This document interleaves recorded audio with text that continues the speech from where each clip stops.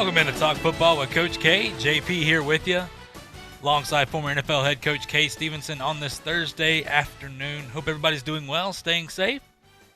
Of course, practicing social distancing. Listen, we have a lot to get to today. Paul Feinbaum will join the show here in just a few minutes. As we always start our show off, I want to start off with, thanking our first responders and healthcare workers at this time. We appreciate everything they do day in and day out, putting themselves on the front lines. It goes without saying in a time like this, just how important they are, and we thank them so much. Trying to make our lives as normal as possible, as well as I want to send a shout out to the grocery store employees, truck drivers, all the essential workers out there. Thank you so much for your service during this time. It's awesome. Like I said, we are grateful for what you're doing in a time like this. But nonetheless, Coach, look, I know you feel the same way. But how are you doing today, my friend? I'm doing well. As always, we want to thank all those people that do what they do for us at this time. It's amazing. Thank you. Yeah, Coach, like I said, coming up here in just a few minutes, Paul Feinbaum will join the show. You know what? Like I said, this guy, you hear him every day from 2 to 5 here on ESPN Pensacola. You see him on SportsCenter, ESPN's Get Up, and First Take, as well as SEC Network. Pretty much, if it's college football related, he's there. And it's going to be a lot of fun to hear what he's got to say as well going on in college football. And Coach, I want to preface by, prepping Paul Feinbaum in here. We talked about this yesterday of schools starting to open up. We see that Oklahoma said they're going to come back July 1st. We go by Clemson's coming back June 8th. The SEC approved to come back by June 8th, and every team in the SEC is coming back right now and has a date to come back on time in June 8th, except for Kentucky and Vanderbilt due to some state guidelines that they're dealing with right now. But everybody believes by June 8th they'll be there. I think it's so important because we get the good news like this, and it's something important too with Mr. Feinbaum. Remember, Feinbaum talked about this before. It was almost like we don't know if we're going to have a season, and at the time things looked bleak. We're not going to lie because we have never been through this. Feinbaum is one to turn around and say, listen, he believes we're going to have a college football season. It'd be interesting to hear him talk about that. But not only are we talking about a college football season, now we're talking about possibly implementing fans in. Now, not full stadiums right now, but ways of, you see like Iowa State saying, look, we can put 30,000, which is half capacity in their stadium. They've already sold 22,000 tickets. You've seen Ohio State say, we'll put 22,000 in our 100,000 capacity stadium. I just want to say that, Coach, because it's so important. Is this started out with the progression of we probably won't have college football. Okay, we might have college football. Now it looks like we're going to have college football, but with no fans, and now we're talking about the possibility of fans. So I just think it's important, the progression we've made, and to be positive, like I said, it doesn't cost you anything to be positive. But right now, Coach, with everything going on in college football, outside of Michigan president and what he said, Dr. Schlissel, I'm interested to see how that's going to backtrack over the coming days, because I can't imagine of all the other teams getting ready and ramped up to come back, they're saying, no thank you, we will pass this year. Yeah, I would bet on it. I think you're going to see a backtrack there at Michigan fairly soon. Maybe not for a week or two, but you're going to see it. And you must keep in mind now that these opening dates, they're really based on, I know the NFL, they're based on when you can start anyway in the season with training camps and that type of thing. Now they'd like to get those, what are referred to as OTAs, where they have some, a lot of meetings and walkthroughs and hold their hand, make sure they do it right, talk about all the fundamentals and that type of thing, which is good. It's always good. But as far as uniform zone, pads, that type of thing, that won't happen until July, when normally you would have camp. I know the Titans right now, Jim Haslett left, Monday, going up there. He's been here. Of course, they're doing everything virtually, through Zoom, meetings with players and staff meetings and so on. But he left Monday going up there where coaches are going to be able to get together some, but he's coming back down here for a long weekend and then going back again and then coming back. So, because their normal vacation time is usually the end of June, middle to late June is when the normal vacation time is for NFL teams, NFL coaches. So they're going to pretty much stay with that agenda, and then get back in time to be ready for camp, and then they can have players in, that type thing. Now they may have a trainer or something there to work with some of the players when they start allowing some of them in. But anyway, it's pretty much on schedule. I don't see any real log jams here as far as getting right back on schedule.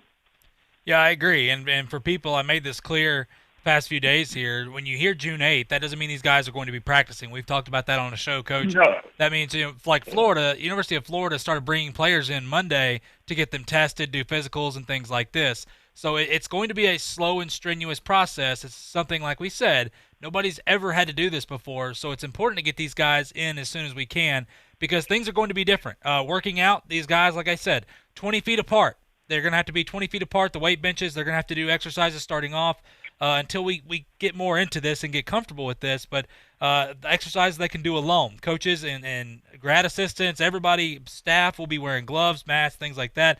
That's the new norm right now. And so it's going to take some time. And, look, we see some teams like Louisville that are bringing guys in 30 at a time. All right, 30 this week, 30 next week, things like that. That's what you're going to see. But June 8th, that's not even – we're not – padding up and going out there and hitting or anything like that. It's going to be a long process. But, Coach, listen, we're going to go to a quick break here so we can get Paul Feinbaum on the show with us. And, hey, when we come back, it's going to be great to hear from Paul Feinbaum. Of course, you hear him from 2 to 5 every day right here on ESPN Pensacola. He'll join us right here on Talk Football with Coach K on ESPN Pensacola.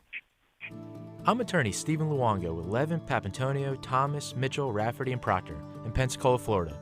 Distracted driving is a dangerous epidemic on America's roadways. In 2016 alone, over 3,000 people were killed in motor vehicle crashes involving distracted drivers. This according to the National Highway Traffic Safety Administration. For more information, please visit us today online at levinlaw.com. Please be safe on the roadways. Stop the text, stop the wrecks. When you're looking for a great deal on a reliable new or certified pre-owned vehicle, you can't beat Bob Tyler Toyota in Car City, Pensacola. Bob Tyler Toyota has the best selection in town at incredible low prices. You can check out their amazing inventory from Camrys to Tundra trucks to 4Runners. It's all at Bob Tyler Toyota, and you can find it online at bobtylertoyota.com. Also score a touchdown this football season with the car of your dreams. Again, it's only at Bob Tyler Toyota in Car City, Pensacola. Hello, sports fans. Miles Bentley here, General Manager at Hill Kelly Dodge Chrysler Jeep Ram in Pensacola. Growing up, I always loved sports. Nothing but net, out of the park, through the uprights. Sink the puck Bentley, that was me. But my love of the game couldn't beat my love for Pensacola and helping folks get on the road of dreams in a new Dodge Chrysler Jeep Ram. Sure, I never went to the big leagues in sport, but we're all pro here at Hill Kelly Dodge Chrysler Jeep Ram. Proud to be in Pensacola. Sometimes your bank, your family, and your friends love you, but they don't have the money to help you. Sometimes we have chances to make money, but the old saying, you've got to have money to make money, rings true. At Pensacola Specialty Pond, we can help. If you have trucks, heavy equipment, airplanes, boats, jet skis, anything with value, Pensacola Specialty Pond can loan you that short-term money you need. No credit checks, and at Pensacola Specialty Pond, you're going to find the money and the discretion you need. Now at 6428 Pensacola Boulevard, north of Car City. Call 432-9050, 432-9050. Jackson Pace Pharmacy has exciting news for ED patients. Viagra 100 milligram generic is finally here. Get it today. 30 tablets for $80, less than $3 a pill. You heard right. Viagra 100 milligram generic is less than $3 a tablet. A prescription from your doctor is required, so stop by Jackson Pace Pharmacy and cash in on the savings today. 2256 West 9 Mile Road in Pensacola. If you are a collector, investor, or just an avid sports fan, then listen up. Coins, sports cards, and racing collectibles in Gulf Breeze has one of the largest sports memorabilia collections in the area, with new inventory arriving weekly. If Hot Wheels is your thing, they have that too, with old, new, and special edition models to choose from. At Coins, sports cards, and racing collectibles, you can buy, sell, or trade. Located on Highway 98 in Gulf Breeze, Coins, sports cards, and racing collectibles is the place to go to collect either for fun or to invest for profits. You can watch Coach K talk football live right now on our YouTube channel at ESPN Pensacola 1330.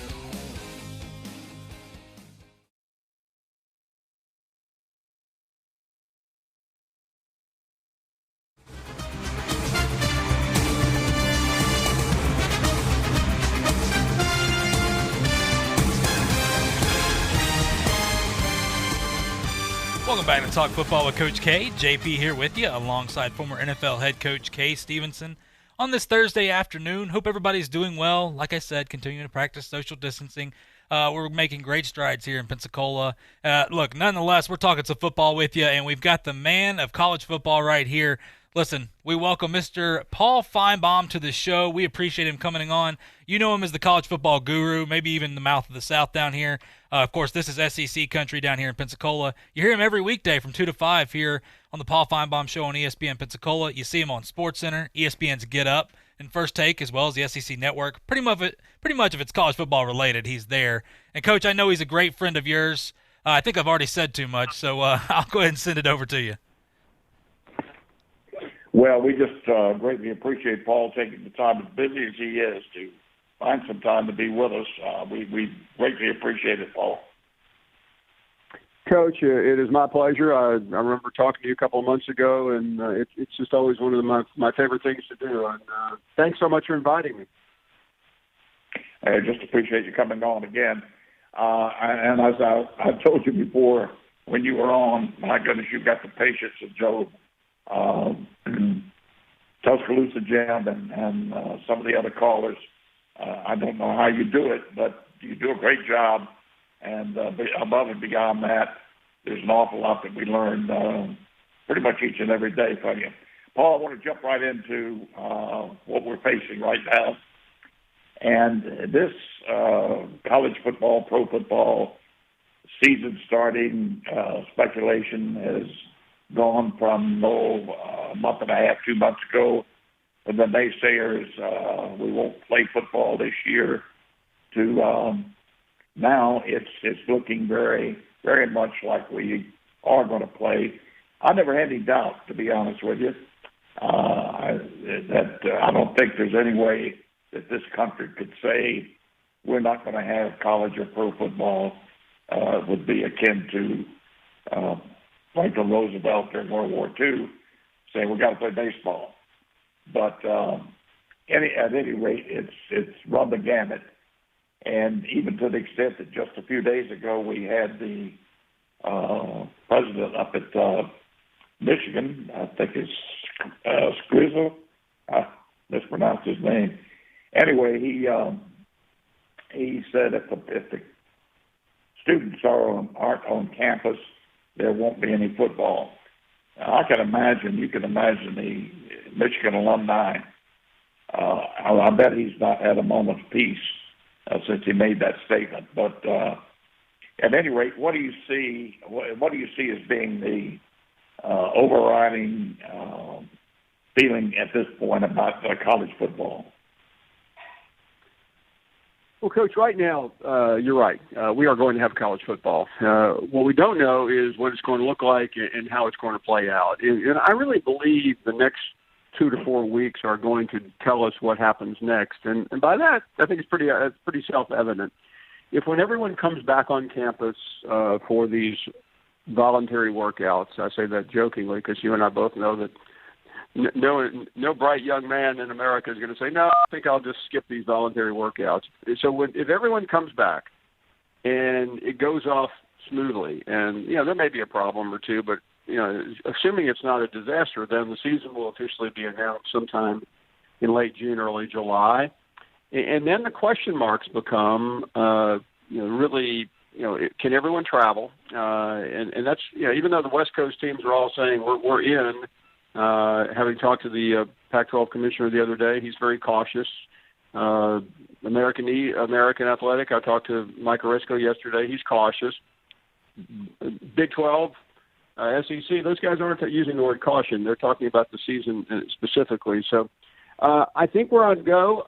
Don't know what the stands are going to look like, but we're going to have college football, and I hope we have a complete season. What nobody wants is a start and then have to stop. That would be a disaster. Well, there's no question about that. But it's much easier for the NFL, for pro football, to get the season underway than it is for college. My gosh, you've got all the other problems involving just students on campus, people understand the revenue flow from ticket sales as opposed to pro football. The difference in the percentage of revenue in college is much different, much more.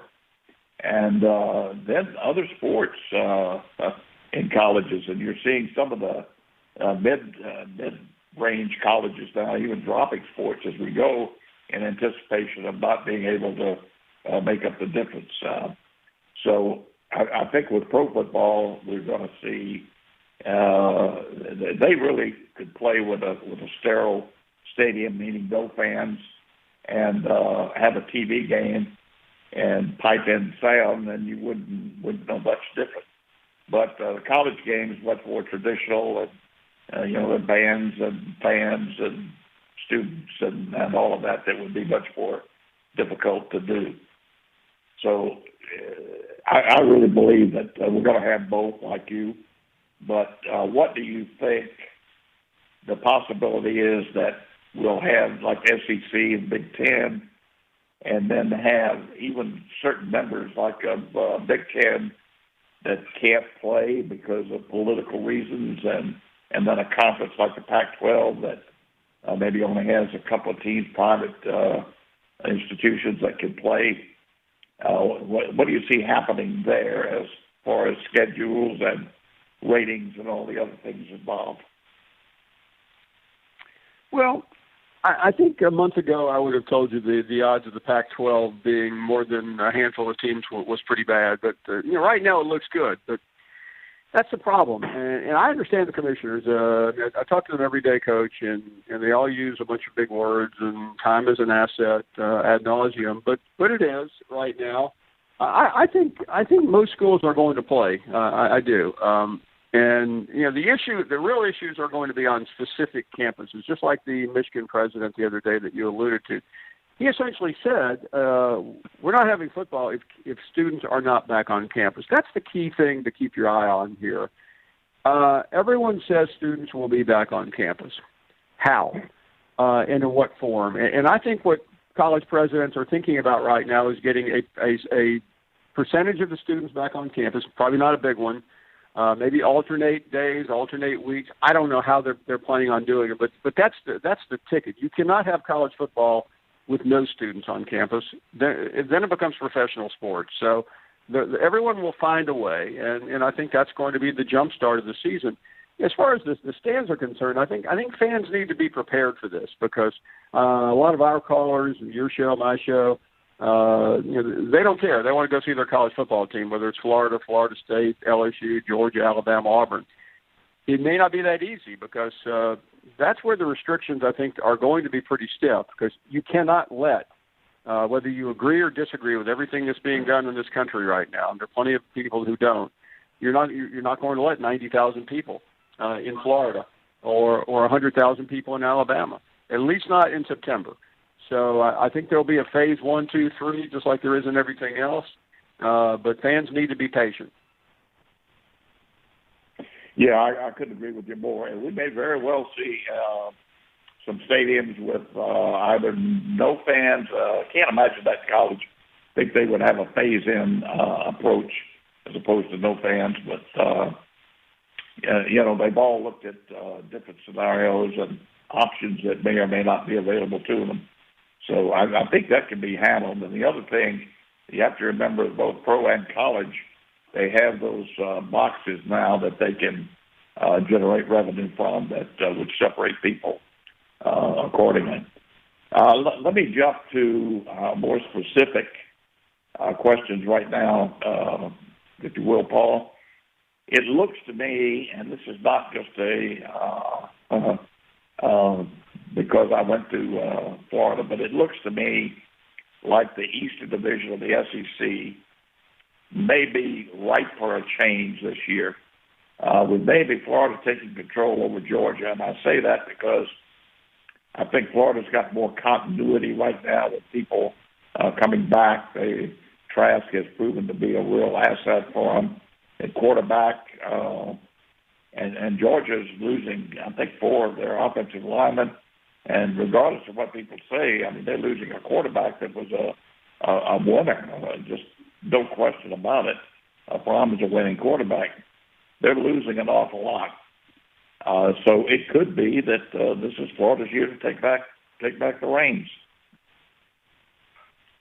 I think there's a legitimate shot at that, and that's probably, if you look at every single combination and every single game on the schedule, I think the Florida-Georgia game is the toughest one to predict right now because it's October 31st, and I want to see what those two teams look like.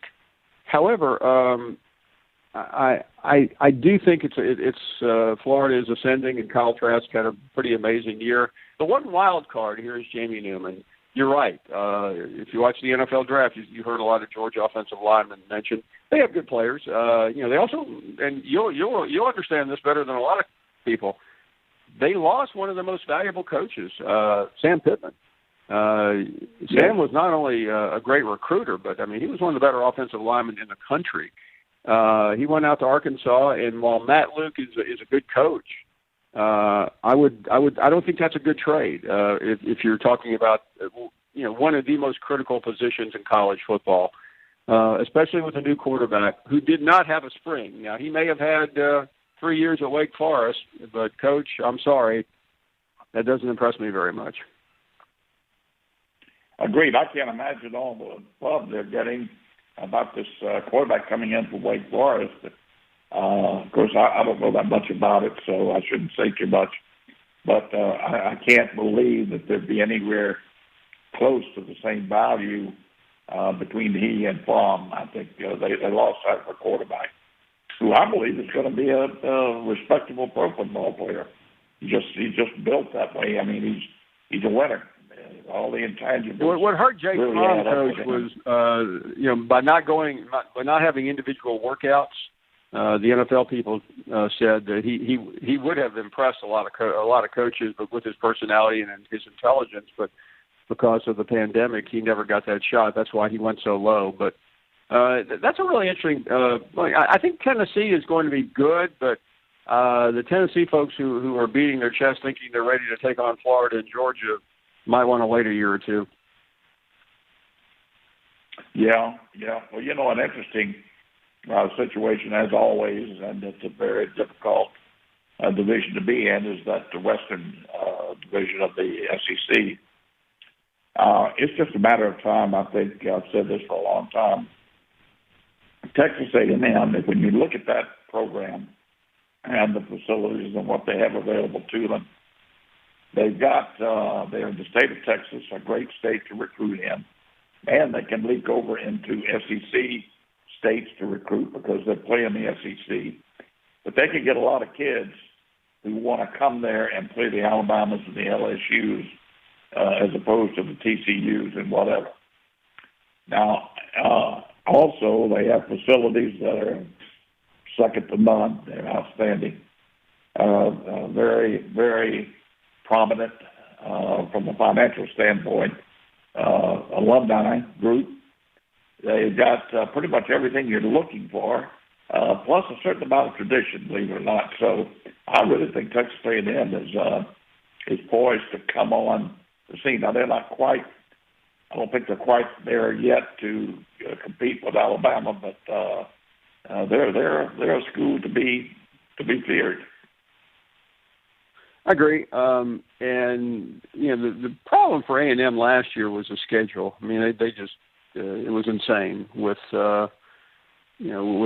Alabama and Georgia, Clemson. I mean, you couldn't have Auburn. I mean, you couldn't have had a more difficult LSU. I mean, it was just one of the worst schedules I've ever seen. There was only one game they probably should have won that they didn't. That was against Auburn at home. But their schedule is really easy this year. They go to Auburn. They still have to deal with Alabama. They have LSU at home. They're going to have to win one of those games. So for Jimbo Fisher to get past 8 or 9 wins, I mean, you can't lose to everybody like that. But I think they're close. People in your area know what a good recruiter he is, and I think either this year or next they are going to knock that door down. I agree. The interesting thing about the West to me is the two new coaches over there at Mississippi State and Ole Miss. could really present a problem for people because, especially Mississippi State, because of the type of offense they run. And it's going to be difficult for people that don't see that very often. This guy he's amazing, and they're going to throw the ball all over the lot. And if you can't compete with people head up, it's just like Bill Peterson did at Florida State back in the 60s. Couldn't compete with the teams they had to play head up, but they learned how to throw the football. And they beat a lot of people, and that came on and became a pretty good operation over there. I think those two programs have done a major upgrade. Joe Moorhead was a very good offensive mind. He just was not a very good head coach. It happens. Matt Luke was an offensive line coach who was put in a tough spot. Lane Kiffin, on his best day, is a genius. On his worst day, he's a teenager. Leach, as you said, brings a dimension. Whether he has the players or not, and whether he can keep those players there, I think is open for conversation. I mean, he's one of the most irreverent coaches I've ever seen, he will take some getting used to. But the SEC West is considerably better, you always hear there's no easy win. I don't think there's an easy win on the road. I'll go that far. And I think it's a significantly tougher league than it was last year. Yeah, I couldn't agree more. I really couldn't. Paul, listen, I know you've got a show coming up, and I just appreciate the time that you've given us. But I'm not going to hold you up here. I could go on all day, to be honest with you. But I do thank you again, and would love to have a chance to have you on again as we get ready for the season.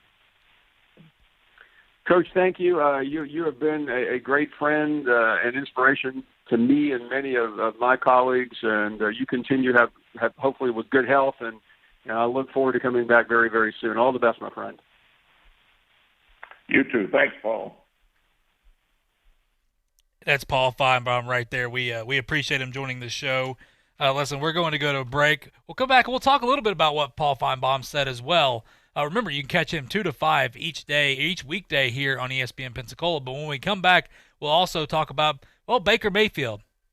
Don't cringe yet. It seems like he may have learned his lesson from last year. The NFL's owners are voting today. What are they voting on? We'll talk about that. And the NCAA, again, extends the recruiting dead period. All that and more when we come back right here on Talk Football with Coach K on ESPN Pensacola. I'm attorney Stephen Luongo with Levin, Papantonio, Thomas, Mitchell, Rafferty, and Proctor in Pensacola, Florida. Distracted driving is a dangerous epidemic on America's roadways. In 2016 alone, over 3,000 people were killed in motor vehicle crashes involving distracted drivers. This according to the National Highway Traffic Safety Administration. For more information, please visit us today online at levinlaw.com. Please be safe on the roadways. Stop the text, stop the wrecks. When you're looking for a great deal on a reliable new or certified pre-owned vehicle, you can't beat Bob Tyler Toyota in Car City, Pensacola. Bob Tyler Toyota has the best selection in town at incredible low prices. You can check out their amazing inventory from Camrys to Tundra trucks to 4Runners. It's all at Bob Tyler Toyota, and you can find it online at bobtylertoyota.com. Also score a touchdown this football season with the car of your dreams. Again, it's only at Bob Tyler Toyota in Car City, Pensacola. Hello, sports fans. Miles Bentley here, General Manager at Hill Kelly Dodge Chrysler Jeep Ram in Pensacola. Growing up, I always loved sports. Nothing but net, out of the park, through the uprights. Sink the puck Bentley, that was me. But my love of the game couldn't beat my love for Pensacola and helping folks get on the road of dreams in a new Dodge Chrysler Jeep Ram. Sure, I never went to the big leagues in sport, but we're all pro here at Hill Kelly Dodge Chrysler Jeep Ram. Proud to be in Pensacola. You are a waste, a loser. Everyone hates you. Why don't you just stay in your car and keep driving? I'm serious. Drive until you run out of gas, then get out of your car and walk until you find someone who doesn't think you're dumber than bricks. Could take a while, but at least all that walking might burn a couple of calories. You may not witness bullying like this every day. Your kids do. They want to help, but they don't know how. Visit stopbullying.gov to learn safe, simple ways your child can help stop bullying. Be more than a bystander at stopbullying.gov. A message from the Ad Council. JP here. At ESPN Pensacola, we are hometown proud. We love our hometown heroes like Super Bowl champion Seattle Seahawk Doug Baldwin. They fake, the lob, wide open, touchdown, Doug Baldwin. Bigger body that Wilson likes to throw to, big target. Here's Baldwin, smaller target, and he ducks in for the touchdown. Hi, this is Doug Baldwin, and you're listening to ESPN Pensacola. Camp Bow Wow is a day and overnight camp just for dogs. But don't take my word for it. Here's one of their campers. I couldn't agree more, Cooper. Camp Bow Wow is where your dog plays all day, then snoozes the night away. Camp Bow Wow also has spacious play areas, cabins with comfy cots, live webcams, and more. Whether your dog is coming to play for the day or staying overnight, they're sure to have a doggone good time at Camp Bow Wow in Pensacola, behind Walgreens on the corner of 9th and Langley, and online at campbowwow.com/Pensacola. Hey, this is Chad Brillante from the Afternoon Sports Drive, and you're listening to Talk Football with Coach K on ESPN Pensacola, 1330 AM, 99.1 FM.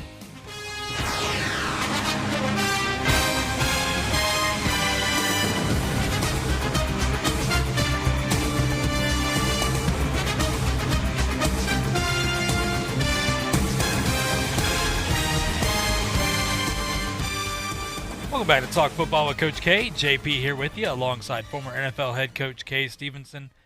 This Thursday afternoon, well, it's a little warm outside, but you know what? We got some beautiful sunshine. It's a great day. Hope you're doing well. We're talking some football with you. Again, want to thank Paul Feinbaum for joining us on the show earlier. Great to talk to him. A lot of great insight there. And, Coach, I just want to talk about, you know, what Paul Feinbaum was talking, and it's a lot what we talked about as well. You heard him say, look, we'll have college football, but to what extent? What's it going to look like? And I know that's what we've been talking about, but it's great to hear that just from him that, look, we're going to have it, but people need to be patient on what it's going to look like moving forward. Yeah, I think he's absolutely right, and there should be the hesitation is not on whether we're going to have football. I don't think there's any doubt, and people shouldn't be pessimistic about whether football is going to be played or not. It's going to be played, but what it's going to look like is going to be the big change. And I wouldn't be surprised at all, JP, if they don't start the season with either being forced to have some teams have no people in the stadium to some lower percentage, maybe 1/3 of the people in the stadium, 1/4, with seats blocked off so that they have social distancing and take care of that problem. But there's going to be a change, and I think what they'll do, obviously, is they'll work toward some measurement so that they can continue to increase the attendance at ball games as they get the statistics from each game. Yeah, I agree. I think this is going to be a process. Like everybody that we've had on the show has said, look, be patient. It's going to be something like we've never seen before. This is going to take some time. And listen, at this point, we don't care. If we can go to games, we of course want to go to games, but just having them on TV, any way we can get it right now. Listen, I bring this up. This is not football, but NASCAR has its highest rated crowd on TV that it's ever had. And that doesn't mean that there's more NASCAR fans. That means that people just want to watch something right now. You know the college football down here, Coach. Like you played at the University of Florida. You understand it is king, okay? And it's something that for people that want to rush things, rushing it, like Paul Feinbaum said, the worst thing that can happen is we open this thing up and then we have to stop. And that's where things are going to be phased in. So it's going to take a little time, but nonetheless, you know what? College football is coming back, and that's great news to hear. Coach, talk about a former college quarterback here that was a pretty good player here, Baker Mayfield. Now, his time in the NFL has been a little up and down. Now, of course, his first year was pretty good. Last year, a little bit different. But, you know, the Cleveland Browns had some offensive line problems. Baker Mayfield, even when he had his opportunities, did not perform very well. He said, of course, when the season was over, before the Super Bowl being interviewed, that he's going to change the way he does things. He's going to quit responding to everybody in the media that calls him out or whatever. He goes, because it's just a part of the game. I learned that now. We saw him with the commercials. He was in a million commercials going on. And you know what? It's great if you can handle that. You better be able to perform on the field, and it's something that he didn't really do last year. But Baker Mayfield, of course, in his first interview this offseason, it's been a while since we really heard about him. He said it's just time to do work and do our thing instead of talking about it. He said talking has gotten us nowhere. And he said this is the first. Go ahead. Yeah. No, there's an old axiom that is so true. We used to tell our players all the time, what you do speaks so well that there's no reason to hear what you have to say. And it is true. And that's what people respect more than anything is someone that can go do the job and they don't have to brag about it or talk about it or show off in the end zone. All the other crap that we're hearing now, I mean, that's disgusting to me. But you're right. He really put himself in a bad situation last year, not only from a time standpoint and time that would have been better spent working on football, and he also made some enemies on his football team, I'm sure. Maybe not enemies, but not the best feeling with somebody that was on a commercial every time you get a commercial break on television. It seemed like he was on there. So, yes, there's no doubt about it. I'm glad to hear him say that, and he better adhere to it. And it means more than just being quiet at this point and not putting yourself out there. It means also bearing down on what you've got to prepare for as a quarterback in the league, which I'm not sure he's done yet. Yeah, Coach, it's something with Mayfield is I root for guys. I root for everybody regardless. But when you look at a guy like Baker Mayfield, you hope, he realizes that he was wrong. You hope that he truly realizes it, not just saying it here. But, from what we're hearing, he's putting in the work. His mindset is a little bit different now. That's different than whenever you suit up and you're in the locker room and you got to go play now. Things can change. We'll see. But, Coach, when I look at this, of course, they hire Kevin Stefanski. And it's important to remember, too, with a young kid like Baker Mayfield that needs some guidance. These young quarterbacks need guidance. All right, I get we'll talk about another quarterback a little bit later on, but and Josh Rosen. But when you look at Baker Mayfield here, this is a guy that's he's got a wild hair on him. I mean, he is, but that's the way he's played the game. But he also needs that guidance to be able to mature, because those things you can get away with in college don't mean you can get away with them in the NFL. The NFL is it's a grown man's game. It's a completely different world up there, and you know that, Coach, playing and coaching there. When you look at Stefanski here, this is another head coach for him. I mean, this is the third head coach he's had. Different systems going on. Now, of course, Baker Mayfield said he's been watching film, and he loves. Now, when you look at this offense, Coach, what I'll ask you about this is just understanding the type of player that Baker Mayfield is and where he fits in. Look, Stefanski runs a lot of multiple tight end play action heavy schemes, focusing on the run game first. Do you think that that's going to help Baker Mayfield, for one, take the pressure off of him and help him be more successful? Well, it's hard to say, what offensive system is going to be more advantageous to him. I do know this. It's going to help him to be able to run the ball more consistently than they did last year. No doubt about that. Now, I'm a little hesitant about people keeping 2 and 3 tight ends in the ball game all the time. I can assure you of this, that an outstanding receiver in the game in many situations, not all, but many situations, is much preferable to having a big tight end in there who can't even begin to run with him and would not have the receiver skills maybe that a great receiver would, on the speed, on the route running capability. So I'm a little hesitant there on just going to a 2 and 3 tight end run the ball type offense. Now that's one reason that I think that's going to stymie Baltimore a little bit this year. They played a lot of the time last year with 3 tight ends in the ball game. I just don't think you can do that. If you look at your overall athletic ability on the field with 3 tight ends as opposed to 1 tight end and 2 receivers, or no tight ends and 4 receivers on the field, there's a big difference. And there's a time and place for both of them. I'm going into a little more detail than maybe I should here, but to answer your question, I think a run game will help, and you certainly help your run game some of those tight ends in there. Yeah, and they have a tremendous run game with Nick Chubb back there, and they also have the versatile Kareem Hunt. As long as he can stay out of trouble in all this is a guy that he has a bright future ahead of him, especially with how good he was with the Kansas City Chiefs as well. But that team is built. We look at them, they look on paper they're built to win, but we've seen that deja vu comes back again of how many times have you heard that when you're talking about the Cleveland Browns. But I think hopefully with Stefanski, he can be there for some years now to solidify the coaching staff and build a program there right now. That's the players to win. But that doesn't mean anything, and it's difficult. I've never been there. I've changed hands, changing coaches in high school, going from different offensive schemes, and you learn different ways. But I can't imagine at the NFL level how tough it is to change coaches every single year, especially when it's different if you're a veteran. You can handle a little bit better than maybe your rookies and guys like a Baker Mayfield. But it will be interesting to see how that's going to pan out for them.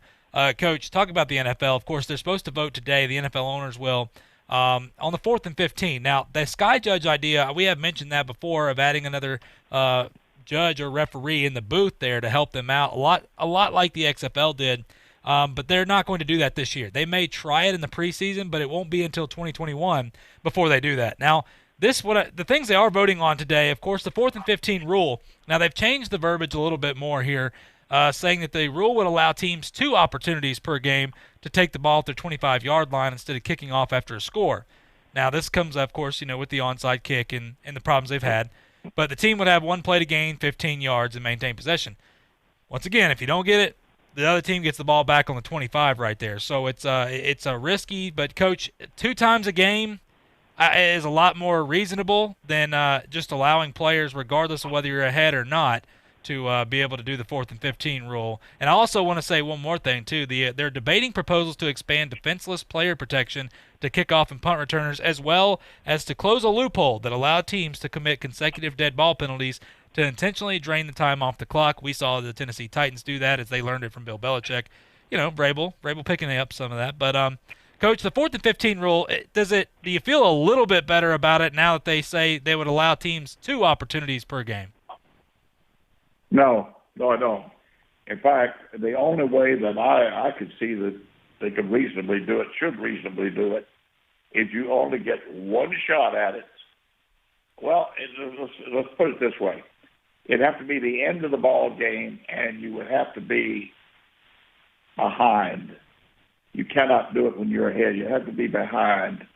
And then you take the option of 4th and 15 on the 25 or an onside kick. It's your option, which one you want to do.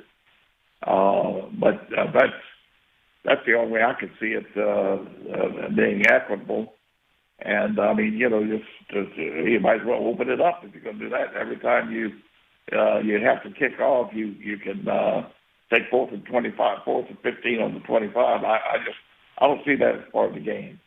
I don't like that. But anyway, that's my feeling. Those are my feelings about it.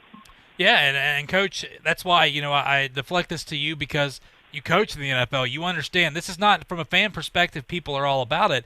As was I when I first heard it. I was like, okay, well, this is a little more exciting. But then you have to realize teams are not built like this, and the fans that may like it may not whenever it comes to their team. And like I said, the Tennessee Titans, they're not a team that's built to go for a 4th and 15 and throw almost like a basketball play. Now, you mentioned yesterday, of course, that's not the case for everybody. There'll be some great drawn-up plays. But regardless, this is something almost like I don't know. It's just, I get it. I understand what they're trying to do. A little more intrigued in the onside kick, but it is going to be interesting to see what happens. But like I said, the NFL owners are supposed to vote on this today, as well as some other things going on. The Sky Judge will not be voted on. Make that very clear. Here's the other thing that I'm a little confused on. This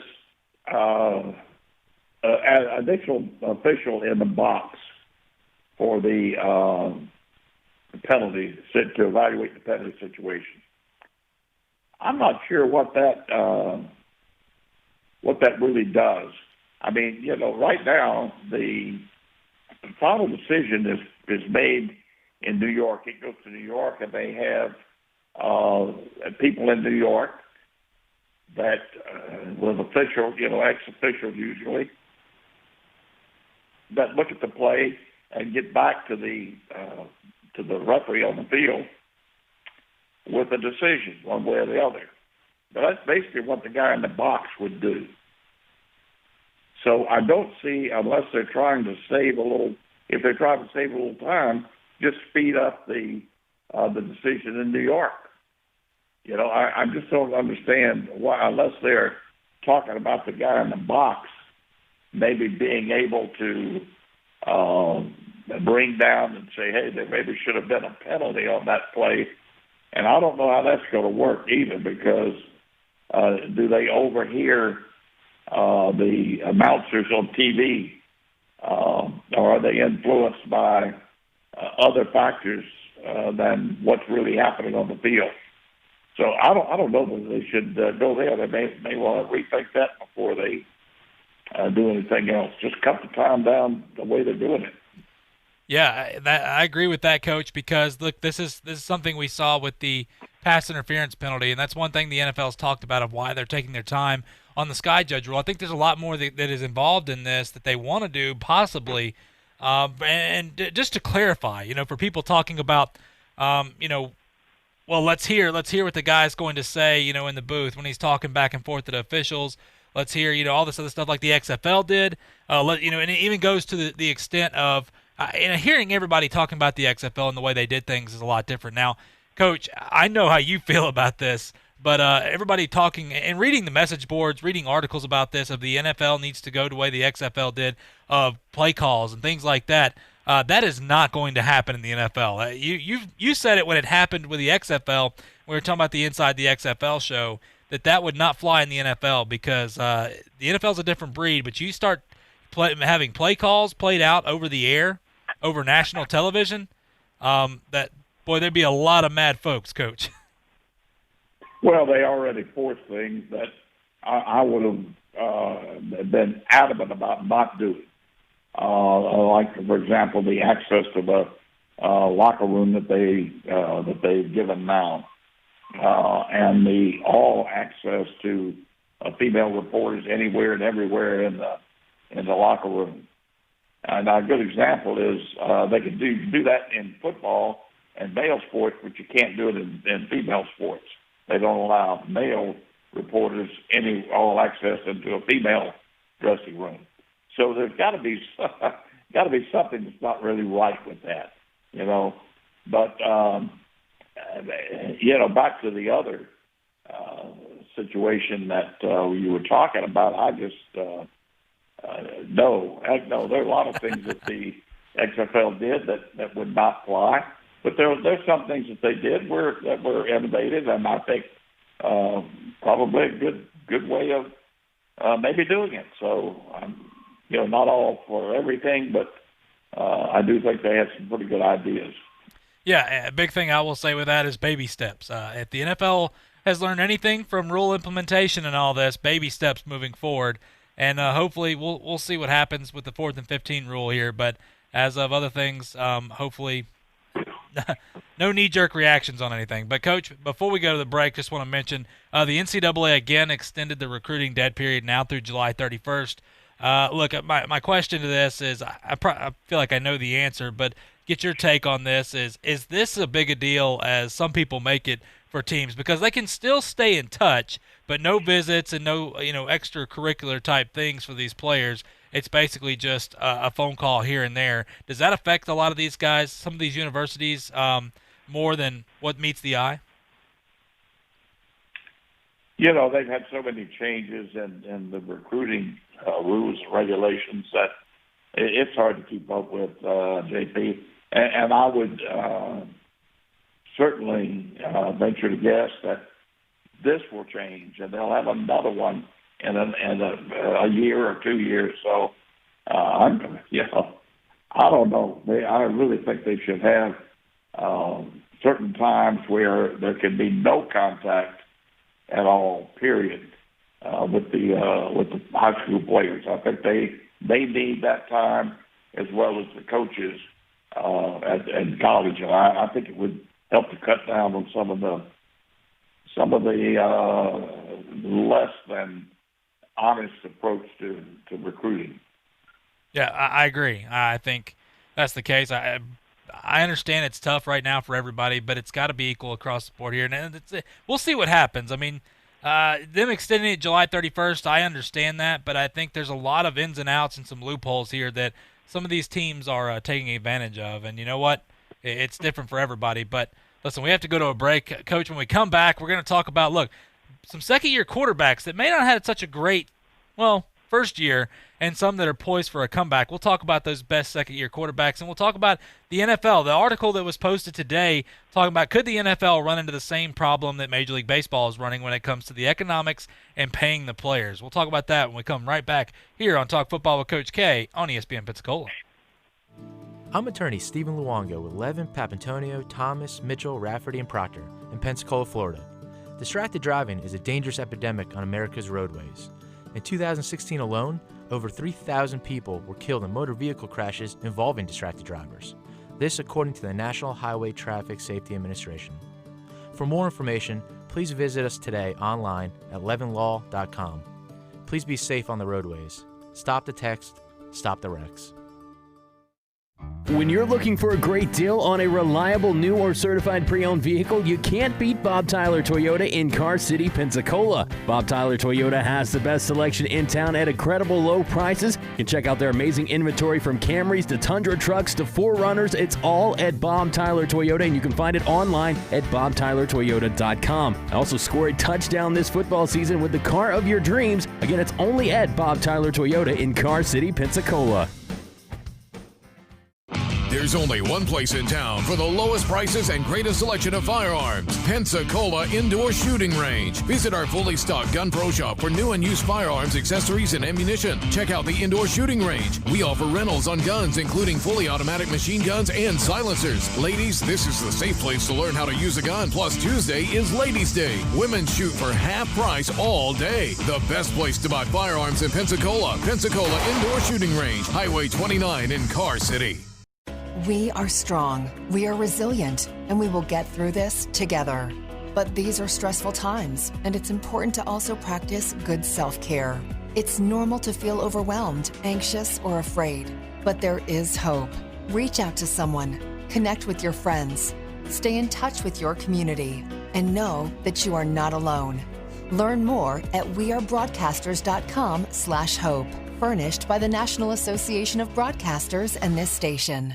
You are a waste, a loser. Everyone hates you. Why don't you just stay in your car and keep driving? I'm serious. Drive until you run out of gas, then get out of your car and walk until you find someone who doesn't think you're dumber than bricks. Could take a while, but at least all that walking might burn a couple of calories. You may not witness bullying like this every day. Your kids do. They want to help, but they don't know how. Visit stopbullying.gov to learn safe, simple ways your child can help stop bullying. Be more than a bystander at stopbullying.gov. A message from the Ad Council. What's up, Chad here from the Sports Drive. Well, no sports to talk about. March Madness canceled, every major sport, so maybe you get to spend some more time around your family. Oh, what? Not supposed to touch anybody? Well, just go home and watch Price is Right. But if you are older, you have a better chance of getting it. Right, Mike Gundy? Oh, 40? You should be all right. And he won't be broadcasting sports, but one guy that feels the same way we all do with no sports, probably Joe Buck. Oh, gosh. Oh, man. Oh, my goodness. Sports Drive 5 to 7 with no sports. Talk football every day with Pensacola's own Coach K. Credit a great performance by Garoppolo. And I love the way he throws the football. He's got all the things going for him. Every weekday, noon till 1 on ESPN Pensacola, 1330 FM 99.1. The teams, the games, the fans, the local talk. This is ESPN Pensacola, 1330 AM, 99.1 FM.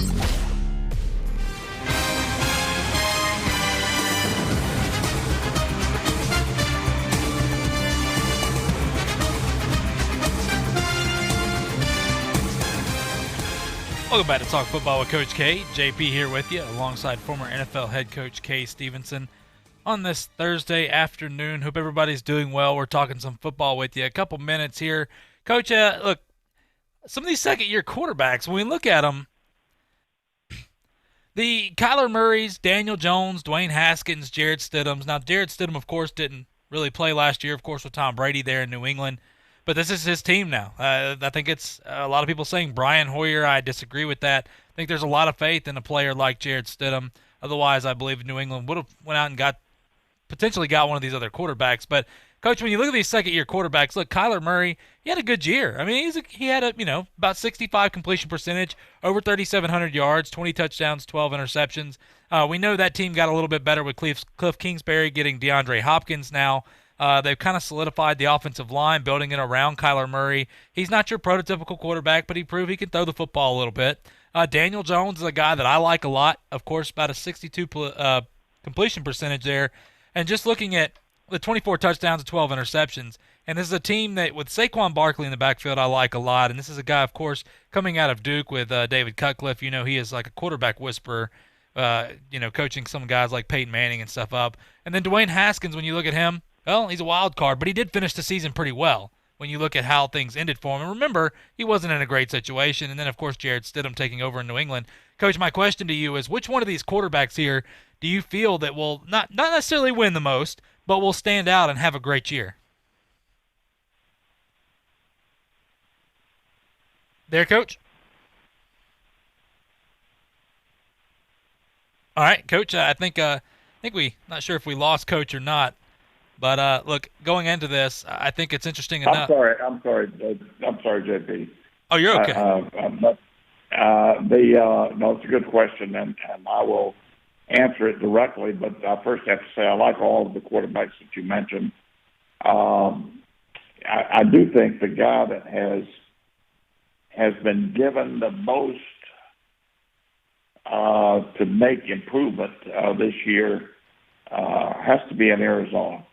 With the addition of Hopkins, that is such a huge upgrade and not only talent but experience and the knowledge that he brings from the years of already playing the game. That's a huge. And plus, as you said, they've upgraded their offensive line. So you'd have to say that it looks like he might have the best chance to improve greatly. I like Daniel Jones, as you know, at New York. I think he's a good quarterback. I like his demeanor. I think the intangibles there are going to eventually mean a heck of a lot in his case.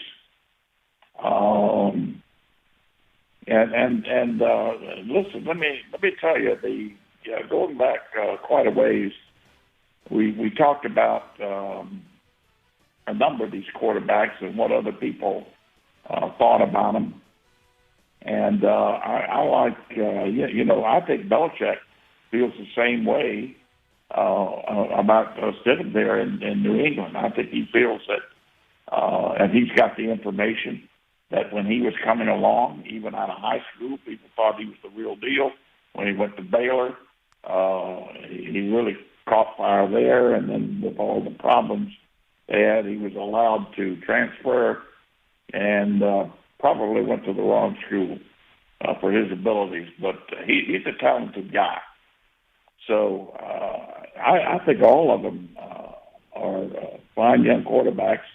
But I do think that we could see the most overnight, if you will, improvement of the quarterback in Arizona. Yeah, I would agree, Coach. And I know we just got just a second here, but Cliff Kingsbury, what they were able to do in Arizona was fantastic. I believe they played in 5 games within a touchdown. I mean, it was close ball games. They had one of the worst defenses when you looked at it. And, of course, getting Isaiah Simmons will definitely help that as long as they use him properly. But, yeah, I would agree. I like all the quarterbacks as well. And don't count out Dwayne Haskins. We'll see what happens with Ron Rivera. Jarrett Stidham, nobody knows. The jury's out. But if Bill Belichick believes in this guy, there must be something there. So it's going to be interesting to see. And you know what? That's the great thing about it is we have so many good young quarterbacks in this game. especially with a mix of great veterans. But, Coach, that sound means it's time for us to go as usual. We didn't get to everything. We had Paul Feinbaum. It was great to hear from him. But, Coach, it's been a pleasure. You bet. Look forward to tomorrow, JP. Absolutely, Coach. Appreciate that. And, again, appreciate to Paul Feinbaum joining the show here. We appreciate our listeners like you tuning in today. We'll be back tomorrow, same time, talking some football with you on Talk Football with Coach K right here on ESPN Pensacola. By August 1st, after that date, the FA Cup can be completed and they can move forward. So a little bit of a moment there as we at least get some positive positive news moving forward in the coronavirus era. Not so positive for Major League Baseball. Agent Scott Boras tells his clients not to, quote, bail out baseball owners. So Scott Boras recommended that his clients refuse Major League Baseball's attempt to cut salaries during negotiations with the Players Association, claiming team financial issues caused by the pandemic have their origin in management debt financing. So there was an email that was obtained by the Associated Press. Boras wrote the players should not alter terms of the March 26 agreement between MLB and the union that called for players to reduce their salaries to a prorated rate based on the shortened season. MLB on Tuesday proposed a series of tiered reductions that would cause top stars to receive the biggest cuts. The quote, remember, games cannot be played without you. Players should not agree to further pay cuts to bail out the owners. Let owners take some of their record revenues and profits from the past several years and pay you the prorated salaries you agreed to accept, or let them borrow against the asset values they created from the use of those profits players generated. So yet again, the conversation becomes about money between the owners and, of course, the players and trying to figure out what it means moving forward. Speaking of moving forward, University of Minnesota has made a statement moving forward. They've decided to limit ties with Minneapolis police as a result of the death of George Floyd. 2 days after the death of Floyd in Minnesota, that was caused, obviously, by police in a video that the entire world has been drawn to over the course of the last 48 hours. School president for University of Minnesota made the announcement Wednesday that was sent to students, faculty, and staff members, writing that the university no longer will use local officers to assist at major events that would include Golden Gophers football games. So it's a big statement there being made by the University of Minnesota. Those are the headlines that you need right now on First Take Your Take on ESPN Radio, ESPN News. I'm Jason Fitz. You guys can tweet me at Jason Fitz, or you can get in on the conversation on the phones. We're asking you, what player, 25 or under, would you build your NBA franchise around? All of this comes because we've been going through primetime players, and in the process of going through primetime players, for anyone that missed it last hour, number 2 was Giannis Antetokounmpo, and that led the guys to having a debate about if Giannis was the person you'd build your team around. 888, say ESPN, 888-729-3776. Clifford in Dayton. Clifford, what do you got? How are you building your franchise? I would build it around Ben Simmons, but I wouldn't have like an Embiid clogging up the middle. I would have shooters all around him, and it would be a beautiful thing. Thank you. It's an interesting concept that you're going to build around Ben Simmons. Not a lot of love comes towards Simmons, and I think we forget in the process how young he is. We forget in the process of talking about the process, no pun intended, about how young both Embiid and Simmons are, and I think that's part of why Philly fans get so frustrated is